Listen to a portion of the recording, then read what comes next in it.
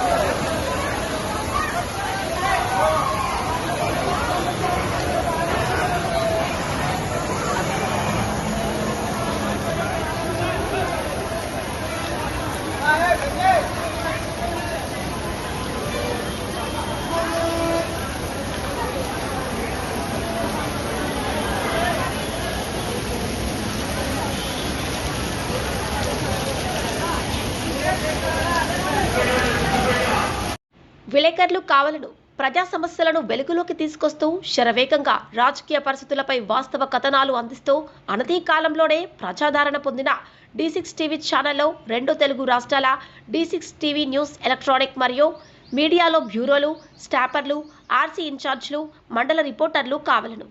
అనుభవజ్ఞులకు ప్రాధాన్యం, కొత్త వారికి ప్రోత్సాహం.